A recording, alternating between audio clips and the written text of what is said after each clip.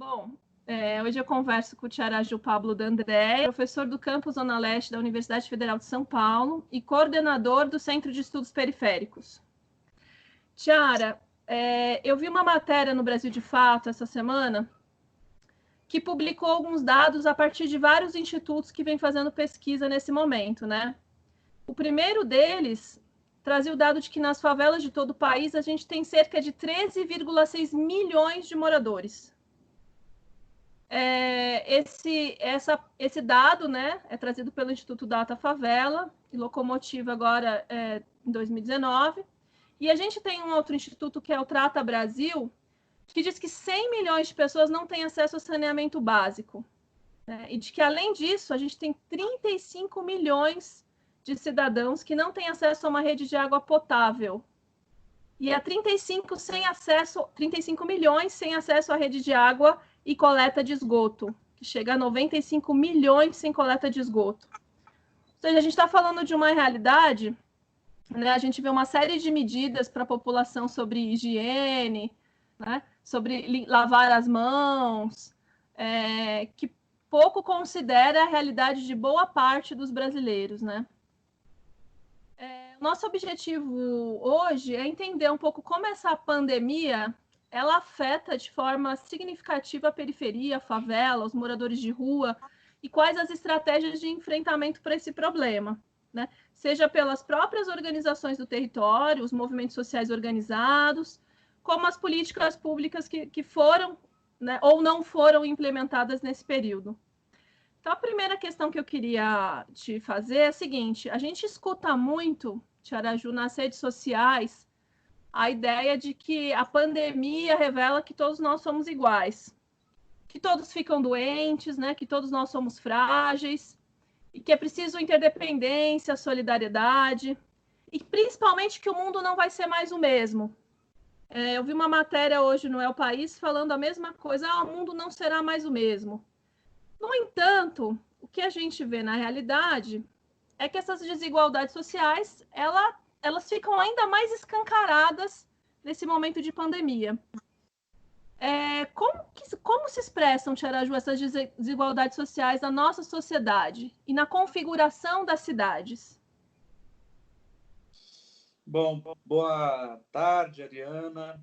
Boa tarde a todas e todos que estão vendo esta discussão. Eu fico muito contente de conversar com você sobre esse assunto que está nos tomando, né? Está nos tomando fisicamente, está nos tomando psicologicamente, emocionalmente. A gente está muito preocupado também com o nosso país,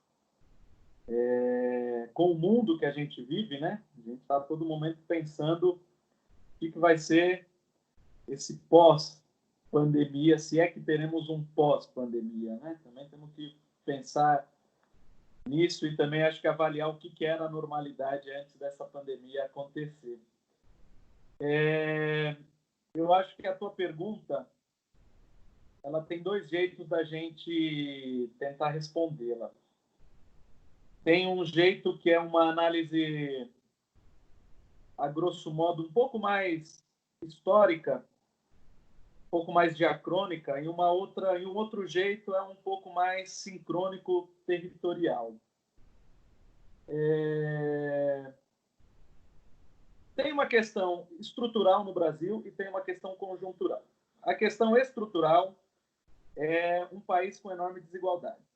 O Brasil é um país que sempre foi muito desigual socialmente, racialmente. É um dos países com maior concentração de riqueza no mundo, com uma elite muito predatória, com alto grau de exploração, né? O capitalismo brasileiro sempre foi um capitalismo muito selvagem, né? Com grandes taxas de acumulação, que serviu para enriquecer uma pequena parcela da sociedade, empobrecendo, empurrando grandes parcelas para a miséria, para a pobreza, para condições absolutamente inumanas. A gente teve um breve período recente no nosso país onde a gente estava começando a superar essas desigualdades ou tentar pelo menos rever como que poderíamos tirar pessoas da miséria, como poderíamos dar acesso a parcelas mais pobres à universidade.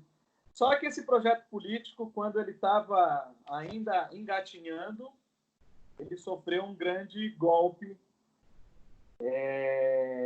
articulado pelas elites brasileiras, juntamente com grandes interesses internacionais. E aí uma série de atores participaram desse golpe, né? Esse golpe, ele vem a aprofundar dilemas e desigualdades que são estruturais da história do Brasil. Então, quando a gente diz estrutural, é isso. É um capitalismo selvagem com altos índices de exploração que relegou grandes parcelas da população à miséria absoluta, é o dado que você colocou, 13 milhões de pessoas, 13 milhões e meio de pessoas vivendo abaixo da linha da pobreza, 30 milhões de pessoas sem água encanada, 12 milhões e meio de desempregados. Então, a gente teve uma questão estrutural da sociedade brasileira que, nos últimos 2 anos, ou melhor, nos últimos 4 anos, desde que o Michel Temer assumiu a presidência do Brasil, essa questão estrutural ela foi acelerada. A gente começou a aprofundar a nossa crise enquanto país desigual. E uma série de medidas foram sendo tomadas com relação a isso, né? A reforma trabalhista, que desprotegeu grandes parcelas da população brasileira, a reforma da Previdência, que também fragilizou grande parte da população brasileira. A gente teve a PEC 95, que atribuiu um teto de gastos para a saúde. Então, todo esse montante que não foi investido está fazendo falta agora. Isso foi uma decisão política que foi tomada nos últimos anos. A gente teve a dispensa de 11 mil médicos cubanos que estavam no nosso país prestando um trabalho importante, principalmente para a população desassistida. A gente teve cortes de bolsas de doutorado, a gente teve cortes de financiamentos de pesquisa. Então, teve uma série de medidas que foram aprofundando a desigualdade no nosso país. Então, aquela estrutura que já era desigual, ela foi se aprofundando. Nesse momento que a classe trabalhadora está absolutamente fragilizada, porque também politicamente ela está fragilizada, a gente tem uma questão conjuntural, que é o desembarque no Brasil de uma pandemia que, pelo seu nome, já sabemos que está tocando o mundo inteiro. Outros países, com um projeto de país mais sólido, ou com governantes minimamente sensatos, ou com uma sociedade civil melhor organizada, conseguem se defender melhor dessa situação. Porém, essa questão conjuntural, ela pega o Brasil no momento que o Brasil está no seu pior momento. Um governo genocida, um governo que governa para uma pequena minoria, ele governa para a sua seita, ele governa para a sua facção, e ele toma medidas absolutamente incabíveis, e estão fazendo com que esse problema ele aumente de proporção. E quem será, fundamentalmente, já está sendo as principais vítimas são as pessoas negras, as pessoas mais pobres da nossa sociedade. Nesse ponto, eu queria discutir uma outra forma de responder a tua pergunta, que são as desigualdades estruturais da nossa sociedade expressas territorialmente, né?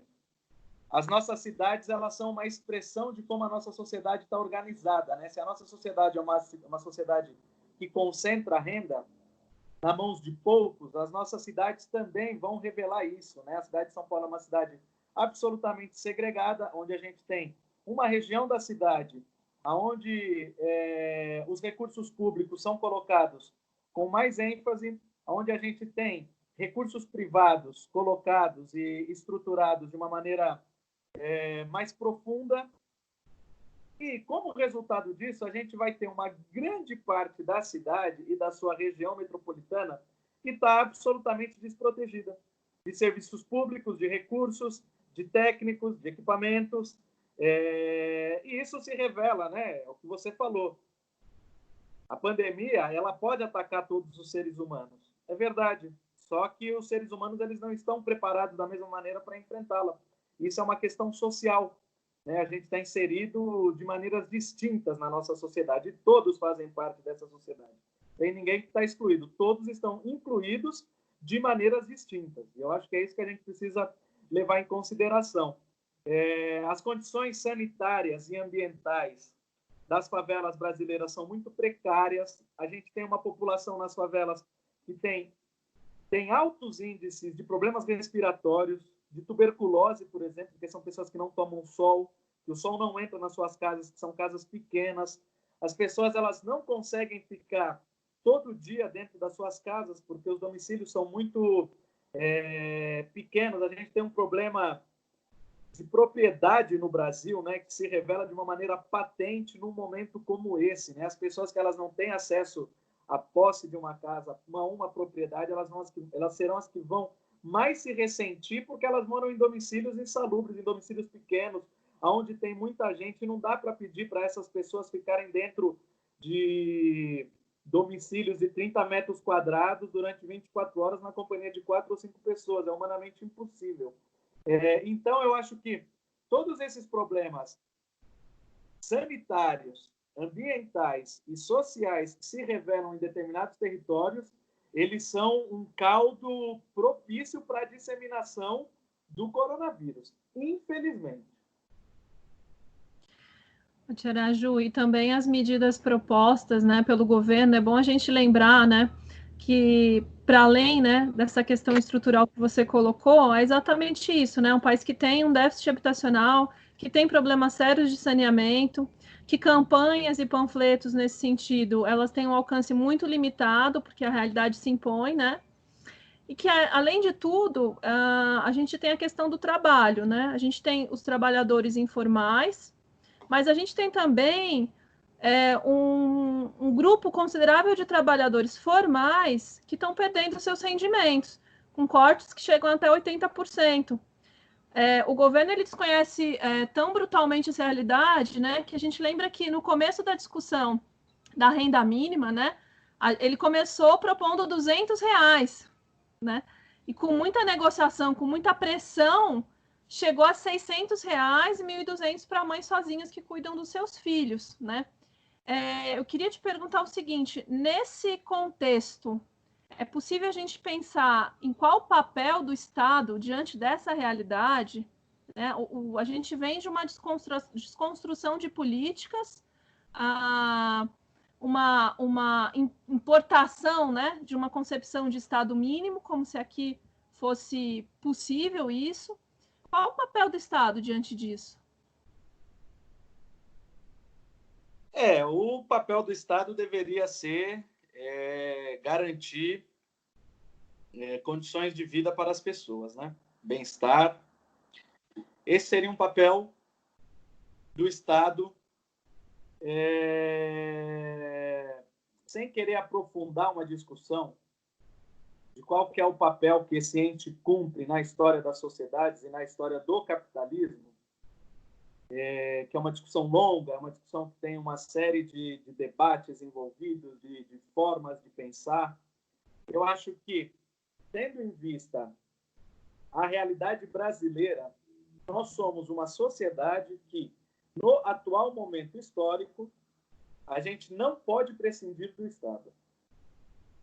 Dada a quantidade de pessoas miseráveis que existem neste país, dado o tamanho e o alcance da pobreza,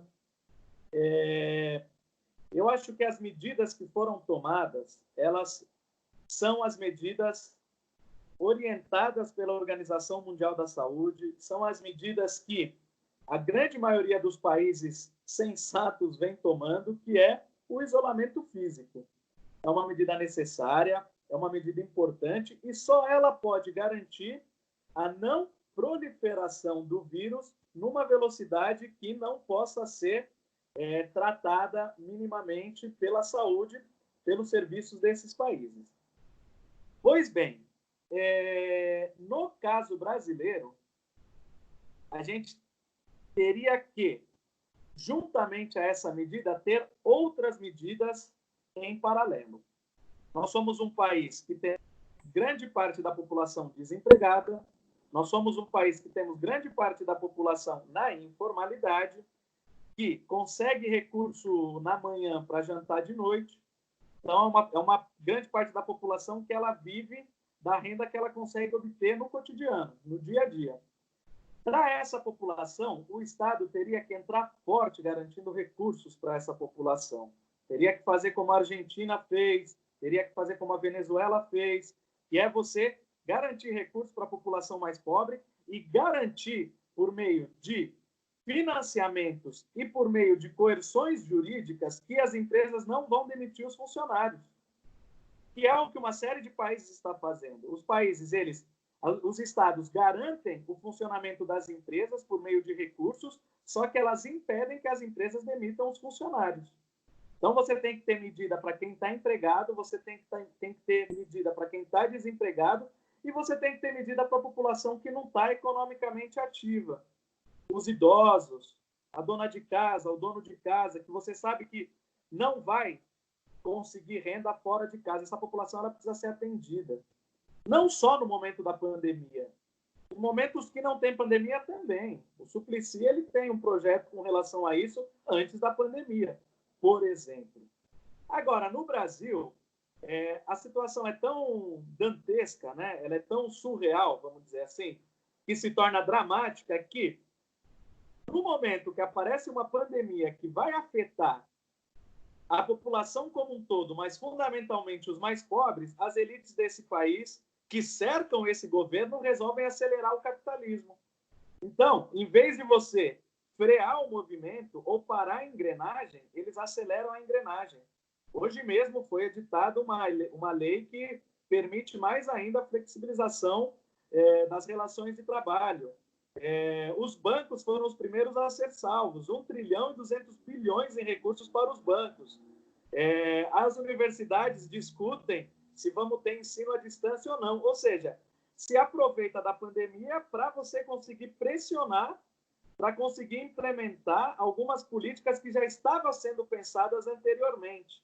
Não são medidas para proteger a população, são medidas para acelerar a exploração da população. É muito curioso esse fato, mas isso diz muito de como se estrutura a sociedade brasileira historicamente. E é isso que você falou importante, assim, a lógica das famílias, né, é uma lógica do presente e que o mês nem cabe nessa lógica, né, é o dia e a semana. Então, trabalha muitas vezes para conseguir aquele alimento, né, para garantir a comida da família naquela semana ou naquele dia, né. E aí, nesse sentido, o Estado vem com medidas para aprovar e mesmo para implementar essa renda mínima. A gente viu o tempo que demorou, né? E quanto as famílias ainda estão sofrendo para conseguir ter acesso a esse dinheiro, né? Para garantir o básico. Ou então, como você também citou, o número de pessoas, né, por domicílio, né, no do Itaim Bibi, por exemplo, sei lá, 2%. Paraisópolis é 44%, todo mundo no mesmo quarto. Então, propõe um isolamento vertical, desconsiderando toda a realidade, né, dessas áreas.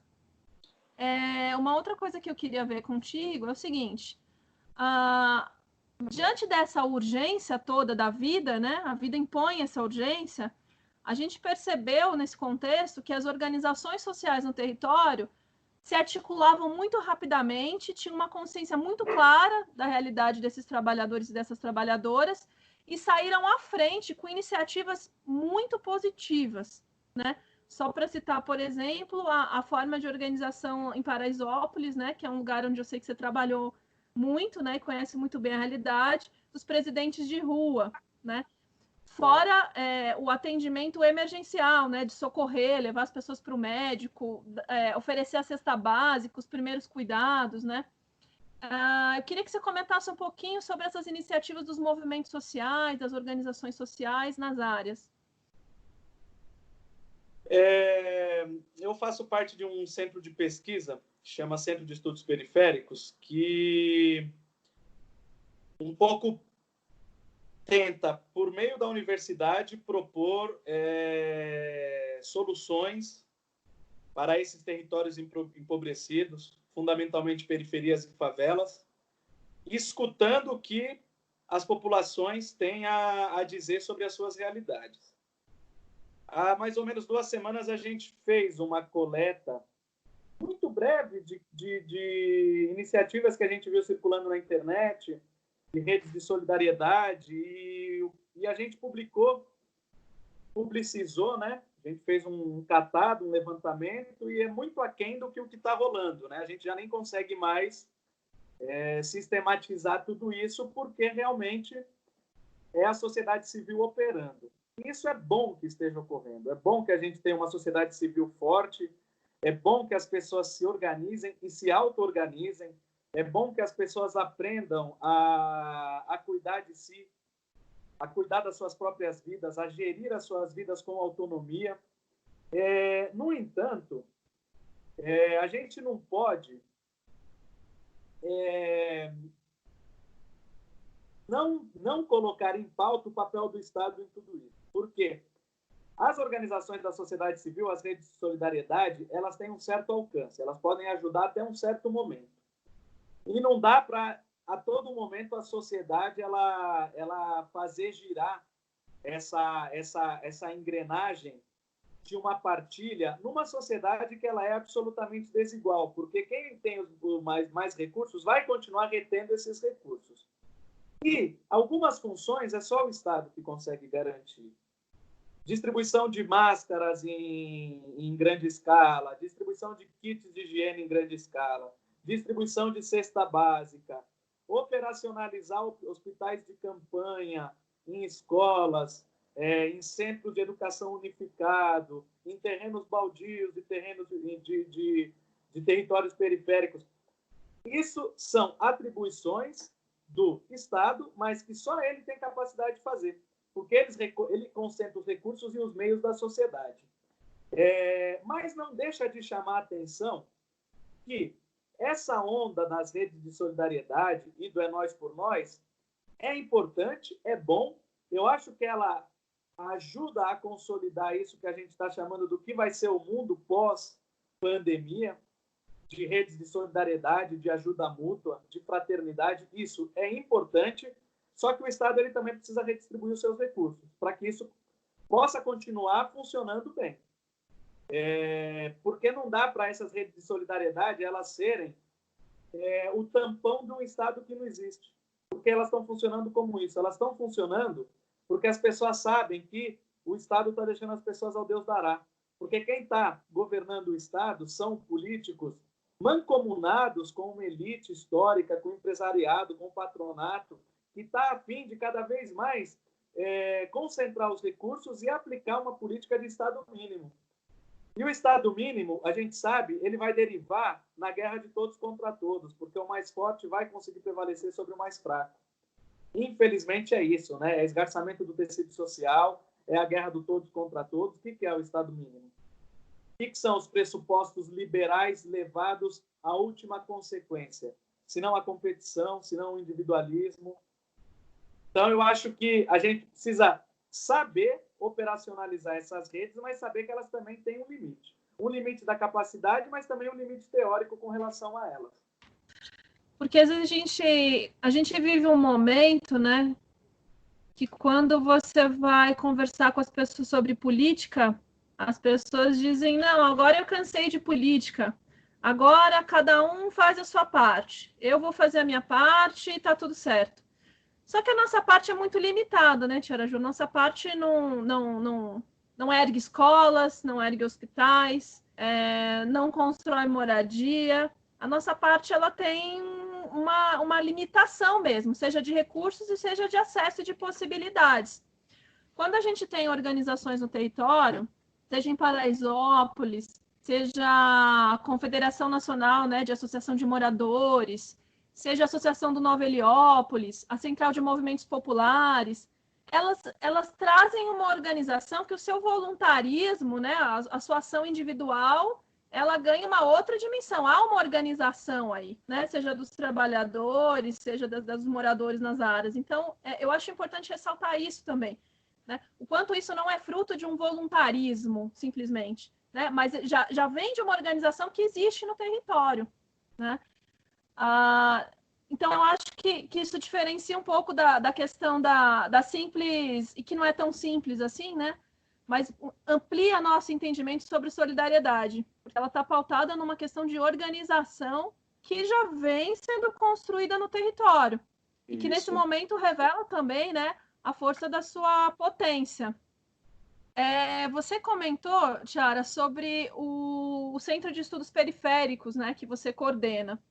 E eu vi recentemente que vocês publicaram uma carta com 23 medidas, né, para conter a pandemia, e que está muito ligada à realidade das periferias mesmo, às necessidades das pessoas, né, que no meu trabalho também acompanho muito de perto, especialmente quando trabalhei na área de habitação.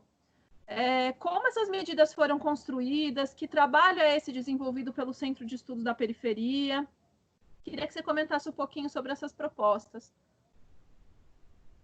Tá, o Centro de Estudos Periféricos, CEP, né? E aí a gente brinca CEP porque a nossa problemática ela parte do território, né? Ela parte do local de moradia. Por isso que o nome do nosso grupo de pesquisa ele chama CEP. Ele se formou no ano de 2018 no campus Zona Leste da Unifesp. Eu sou professor do campus Zona Leste. Nós, enquanto docentes do campus, começamos nosso trabalho entre o final de 2017 e começo de 2018.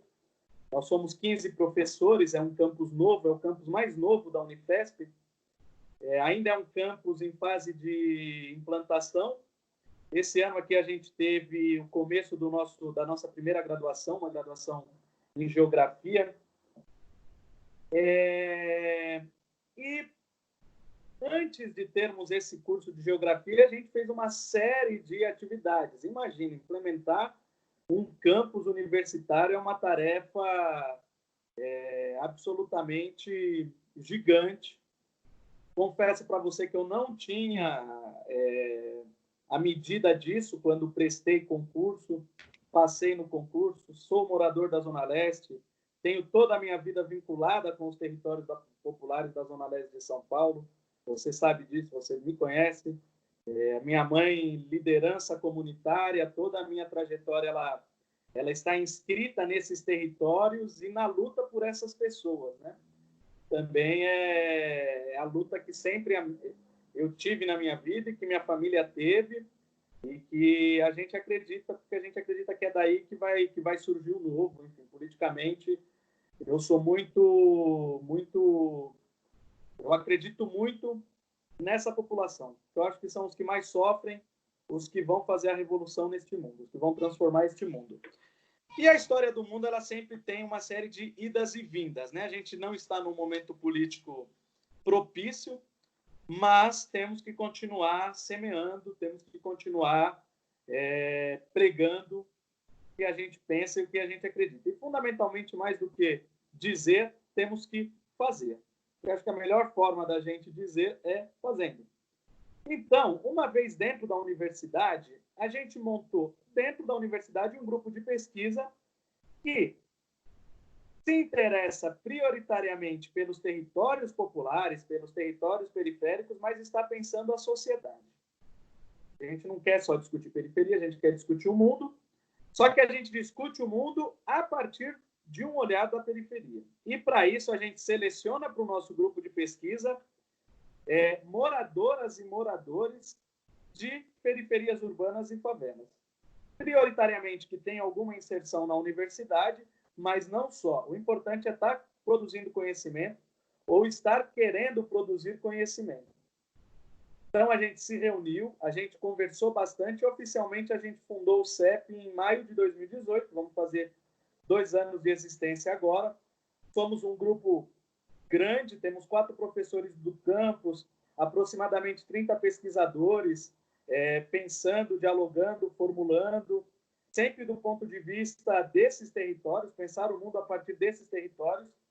E no momento que há o desembarque do coronavírus no Brasil, a gente já sacou que, pelas características dessa enfermidade, a população mais pobre, moradora de periferias e favelas, ela seria brutalmente atingida.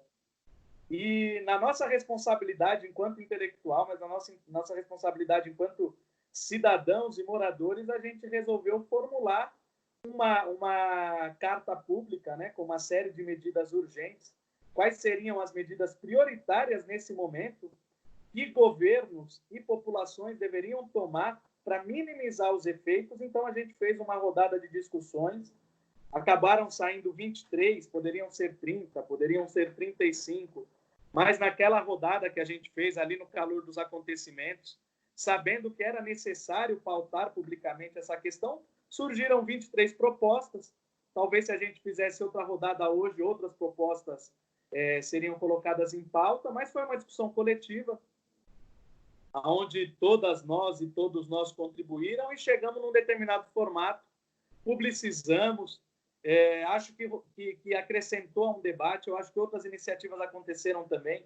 A gente é só mais uma das iniciativas que aconteceram e que estão acontecendo, mas eu acho importante porque a gente gera debate, a gente ajuda a formular, a gente ajuda a pensar, a gente ajuda a sociedade civil a pensar, a gente ajuda os movimentos sociais, a gente contribui com a periferia, vários jornalistas das periferias, né, toda a rede de coletivos e jornalistas das periferias replicou, a Universidade replicou, a Universidade Federal de São Paulo publicou no seu site, a vereadora Juliana Cardoso protocolou, juntamente ao prefeito Bruno Covas e ao governador João Dória, as medidas que nós formulamos. Então, acreditamos que, enquanto um centro de pesquisa ligado à universidade, a gente cumpre nosso papel quando faz isso.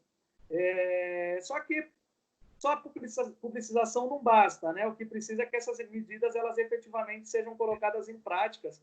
O que a gente quer é que as pessoas não morram, né? A gente quer que as pessoas vivam, a gente quer que as pessoas passem da melhor maneira possível nesse momento e que, passada esse momento mais crítico, a gente possa continuar contribuindo e lutando para a melhoria das condições de vida nesses territórios. E a gente vê também, Tia Araju, lendo as medidas propostas, que elas já são reivindicações de tempos, né, dos movimentos, assim, não é uma coisa que surgiu para o momento, né, são carências que já existiam, que já eram objeto de luta coletiva, e que agora, nesse momento, elas são pautadas novamente porque a situação é de emergência, mas os problemas sempre existiram na periferia, né? Sim. A pandemia, ela escancara, né? Imagina, não vou... Se você é o governante de um país, vamos pensar o caso de Cuba, por exemplo. Tá chegando um furacão numa cidade em Cuba. Tem um apóstolo cubano chamado José Martí, que ele dizia, governar é prever. Você tem que cantar a bola antes. Tem um furacão chegando numa cidade, você já previu que daqui a 4 dias vai passar um furacão numa cidade da costa cubana, o governo já está se preparando para isso, já está organizando a população, já está desalojando escolas, já está montando toda uma série de... Bom, vai faltar água, vai precisar de equipamentos, eu preciso deslocar médicos. Nossa realidade é diferente, a gente não precisa pensar como se pensa lá ou como se prepara para tragédias lá. Mas a gente precisa pensar lá na frente, entendeu? Se você é governador de um estado no Brasil, se você é o presidente do país, se você é o prefeito de um município, você tem que de antemão prever o que pode acontecer. Bom, está chegando um vírus, que ele se propaga pelo ar, que ele se propaga pelo contato. Sei que em determinados lugares as pessoas elas vivem mais próximas. Nesse local onde as pessoas vivem mais próximas, as condições sanitárias são as piores. São onde as pessoas têm menos acesso à saúde privada. Bom, eu tenho que montar uma estratégia para que essas pessoas sobrevivam. E precisa ser uma estratégia radical, entendeu? Você precisa fazer uma estratégia de fato que funcione. Não pode ser meia boca, não pode ser medida paliativa. E eu não vejo isso, essa decisão com energia dos nossos governantes. Alguns fizeram algumas coisas, outros fizeram algumas mais paliativas. O governo federal joga contra, o governo federal absolutamente ele joga contra. Parece que quer ver, né? Quer ver as pessoas morrerem, parece que quer ver o circo pegar fogo, né? Do jeito mais mais dramático possível. Mas, em nenhum dos níveis, você teve medidas enérgicas para dizer, olha, eu estou, de fato, me preocupando com essa população, que é a população mais vulnerável. E meios tem. O Brasil é um país rico. Nosso estado é um estado rico. Nossa cidade é uma cidade que tem recursos. Não é falta de dinheiro, é falta de vontade política. É falta de vontade de defender um setor da população. Isso coloca uma outra questão que eu ia te dizer, que era a seguinte, né? A gente tem essas medidas que são recomendadas, né? Não só pelo Centro de Estudos, mas pelo diálogo que vocês estabeleceram com as organizações do território. Mas a gente tem medidas que são de maior abrangência, e é isso que você falou, que extrapola o âmbito da organização local, né? E da vontade de ser solidário, né? E aí a gente está falando de medidas que são medidas do Estado, porque sempre vai vir a questão da disputa de recursos, né? Não vai, a gente vai encontrar, provavelmente, quando a pandemia acabar, o seguinte discurso, né? De que agora a gente precisa retomar a economia, né? Que os discursos, os recursos, né? Vão ser ainda mais disputados nesse sentido. A gente tem medidas também que há muito tempo elas já vêm sendo discutidas, né? A taxação de grandes fortunas, a de lucros e dividendos, suspensão da dívida pública, né? Dos juros da dívida pública. A gente teve aquela PEC, né? 95 lá do teto dos gastos públicos, né? A pandemia chega e encontra uma situação já de grande vulnerabilidade, né? Só no ano passado, com a história da PEC, do teto, a saúde perdeu mais de 20 bilhões. Então a gente já vem num desmonte e que é preciso agora organizar a luta, eu não sei como você vê isso, mas organizar a luta em outros patamares, né? Não só para essa solução imediata, que óbvio que é fundamental e necessária, né? Do gás, da luz, dos aluguéis, né? Dos boletos que chegam na casa das famílias, mas existe uma luta que precisa ser organizada, né? E que tem a ver com essas políticas que são de Estado, né? Absolutamente disputar esses recursos que estão aí. Sim. Tem um dado que a gente não pontuou, é que o capitalismo mundial está em crise. Ele já estava num processo de crise, que vem se aprofundando desde a crise de 2008. Os recursos vão escasseando, a gente tem um aprofundamento do neoliberalismo, que é para seguir financiando o capital especulativo, os grandes banqueiros, a elite financista mundial. Quando a crise, que ela é uma crise concreta, ela começa a se aprofundar, quem tem mais possibilidade vai querer pegar os recursos para si, entendeu? Porque já não tem mais dinheiro sobrando. E a pandemia ela pode ser uma ótima excusa para isso. Não é à toa que o governo brasileiro ele vai financiar bancos, porque na hora da crise, meu pirão primeiro. Quem é mais esperto vai lá e pega o fundo público, entendeu? E os bancos estão mais organizados do que a população mais pobre. Eles têm os conluios deles, eles têm as formas jurídicas que os defendem, e eles têm um governo que também governa para eles. E o que a gente precisa fazer, essa discussão nesse momento e a discussão no pós, é justamente, né, como que a gente vai fazer, como que a gente vai se organizar economicamente durante esta pandemia, que parece que é uma coisa a médio e longo prazo, não vai terminar tão cedo. Como que a gente organiza nossas economias nesse momento, com relação à produção econômica, com relação à gestão dos fundos públicos, né? Porque uma vez indo os impostos para o Estado, para onde que esse Estado vai redistribuir esses recursos? E a gente precisa de uma classe trabalhadora organizada. A classe trabalhadora, Ariana, ela está sem rumo. Essa que é a verdade. A gente está num momento que a classe trabalhadora ela está fragilizada economicamente, porque ela está fragilizada politicamente. Ela politicamente está desmontada, ela politicamente está derrotada. E quando a classe trabalhadora está derrotada, a elite faz o que quer, que é o que está acontecendo nesse momento. Então, a gente tem uma questão política e organizativa que também precisamos reconstruir. A pandemia é uma janela histórica que se abre. Tomara que saibamos aproveitar. Tomara que saibamos colocar um freio nesse neoliberalismo devastador, nesse conluio da lumpenburguesia brasileira com o empresariado brasileiro que quer acelerar o capitalismo nesse país em níveis de exploração absolutamente dantescos, siderais. Então, acho que a gente tem uma possibilidade de reorganizar a classe por meio de uma série de contribuições. Vamos saber, daqui a um tempo, se a gente conseguiu aproveitar essa janela histórica ou não. E eles sabem também dessa importância, né, sobre a organização. Não à toa que os sindicatos são totalmente desmobilizados nesse momento, né? Eles sabem da importância que tem isso, né?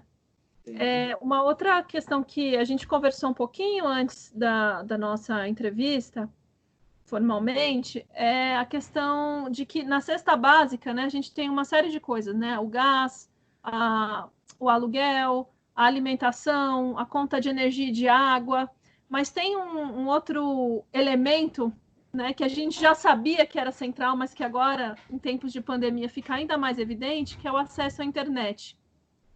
Acesso à internet, né?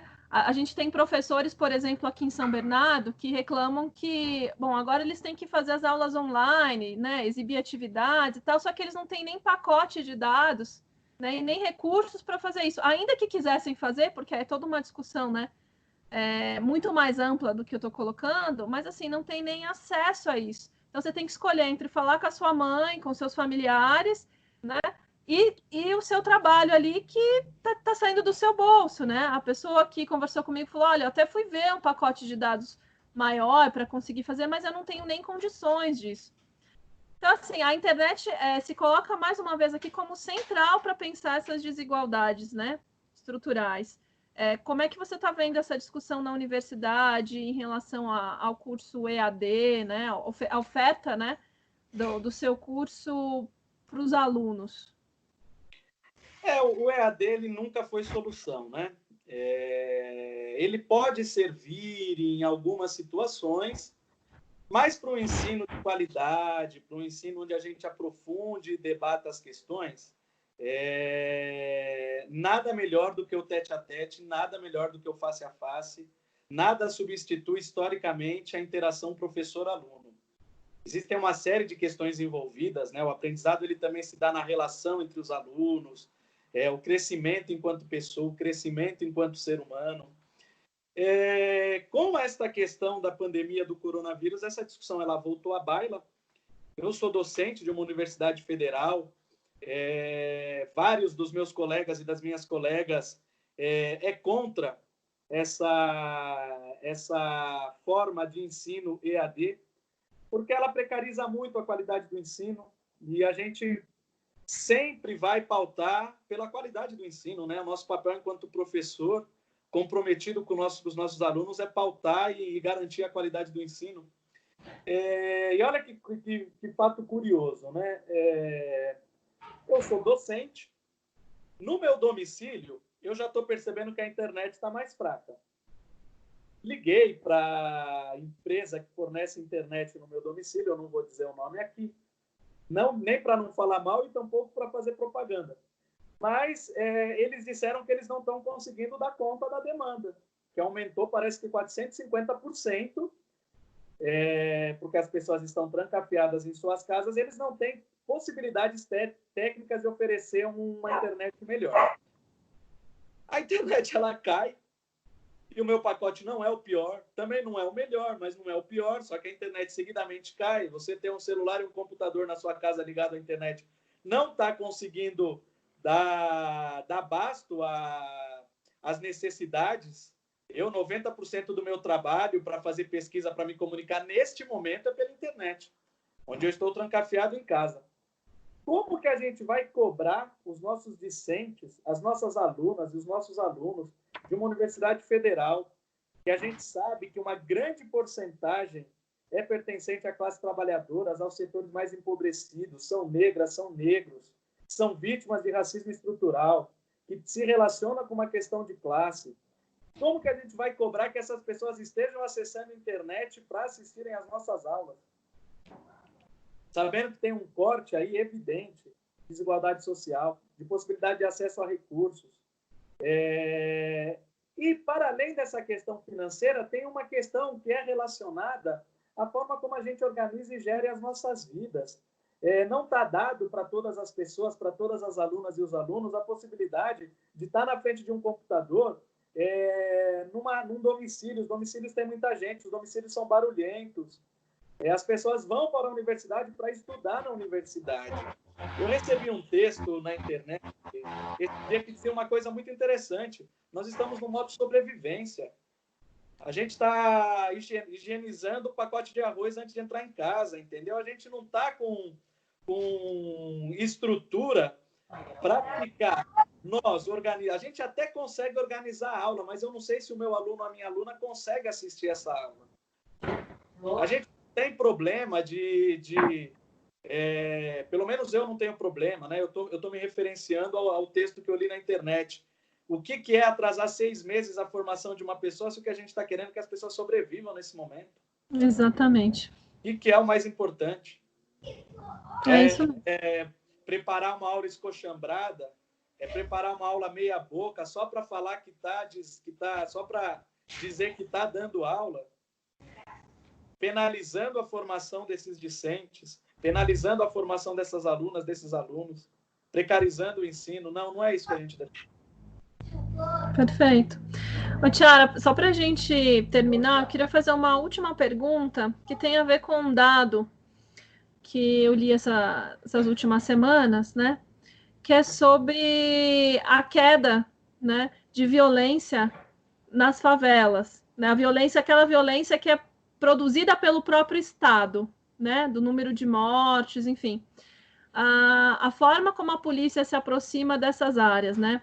Num dos documentos também tinha a Nathalie, né? Ela observou, ela disse o seguinte: eu estou vendo a polícia passar com carro de som e intimidando moradores, em vez da assistência social estar passando e conscientizando as pessoas. Então, a gente vê como o Estado ele se aproxima, né, das pessoas e dessas áreas de uma maneira muito violenta, né? E quando ele sai de cena, que é o caso da violência no Rio, né? O efeito que a gente tem é exatamente o contrário, né? A gente vê que os jovens estão morrendo na favela por conta da presença do Estado. Sim. Um Estado historicamente repressor, né? Uma mente escravocrata que usa dos seus órgãos repressores para proteger territórios de elite e intervir em territórios de pobreza. Essa lógica de operação das polícias nas diferentes cidades grandes no Brasil, né? Não é um dado que nos assusta, é um dado que escancara uma coisa que a gente já sabia, né? A polícia que provoca as mortes. Se cai em 60% quando a polícia não está fazendo intervenção, então ela que está provocando as mortes. Acho que também é um bom elemento para discussão, porque ele prova algumas coisas que a gente já vem discutindo há um bom tempo com relação ao genocídio da população preta, pobre e periférica. Acho que é importante a gente ressaltar também um aumento de 100% em casos de violência doméstica, né? A gente vive numa sociedade patriarcal, um legado histórico, né, bastante instituído na nossa sociedade, que vai penalizar as mulheres. Que vai penalizar as mulheres que não conseguem se defender, que não têm possibilidade, nesse momento, de conseguir acessar os órgãos instituídos que as defendam. E isso é gravíssimo, né? A gente precisa pautar essa discussão, a gente precisa denunciar, a gente precisa descobrir quais são os mecanismos que fazem com que o patriarcado ele continue sendo instituído na nossa sociedade, que se relaciona com a nossa ordem econômica, né? Que se relaciona com o machismo ancestral. Eu acho que a epidemia do Covid-19 ele está colocando à baila uma série de discussões que nos tempos, entre aspas, normais, ficam veladas. A gente teve uma live, acho que nossa segunda live foi com a Dulce Xavier, e foi exatamente sobre esse aumento da violência contra as mulheres nesse período, né, de pandemia, porque o agressor está morando dentro da casa, né? A gente fala das mulheres, mas a gente tem as meninas, né, até 13 anos, que é um grupo bastante vulnerável nesse momento, né? Então, a importância de campanhas. E aí, mais uma vez, a sociedade civil sai na frente, a sociedade organizada, né, com campanhas, com estratégias. A gente tem uma na Argentina, né, que é o Quarentena, Machismo Não Faz Quarentena, tem estratégias de comunicação entre as mulheres, né, nas farmácias, né, colocando uma máscara vermelha no rosto para denunciar, né, ou para pedir socorro. E aqui no Brasil, a gente, ao invés de dar EPI, né, para as assistentes sociais continuarem o seu trabalho, né, atendendo nos centros de referência especial, a gente tem o fechamento disso, atendimento telefônico, que dificulta muito nesse momento. Então, é isso. Mais uma vez, é a sociedade civil organizada. E eu acho importante a gente ressaltar exatamente isso, assim, a importância da classe trabalhadora se manter organizada nesse momento, porque a luta não vai acabar quando acabar a pandemia, né? A disputa, ela é longa, né? Ela já vem de um histórico, né? As pessoas das organizações nas periferias já conhecem todas as medidas, porque essas medidas já estavam aí, né, como pauta na agenda política, como objeto de disputa, e eram ignoradas até esse momento. Quando explode a pandemia, é preciso fazer algumas concessões, mas para garantir isso lá na frente, né, para garantir, por exemplo, que a renda mínima se transforme numa renda básica universal, é um caminho que a gente vai ter que disputar. Eu acho que ele não está dado, né? Sim, sim. Concordo totalmente. Tiara, eu queria te agradecer por ter aceitado essa nossa conversa hoje. Eu sei do desafio que é as aulas, as discussões, o quanto está todo mundo muito sobrecarregado, né, com a internet, né? Às vezes o olho, você vai deitar à noite, o olho fica ardendo, né? Porque a gente fica na tela o tempo inteiro, né?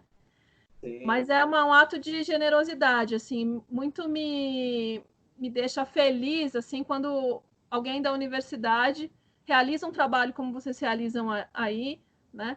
E aceitam conversar e dialogar com a sociedade civil, né? Com nós. É isso. Sim, eu que agradeço, desejo toda boa sorte para você. Fico muito contente de ter conversado. Foram ótimas as questões, as perguntas, esse bate-papo. E pode contar comigo, eu sou um soldado do seu exército, Ariana. Obrigada, querida.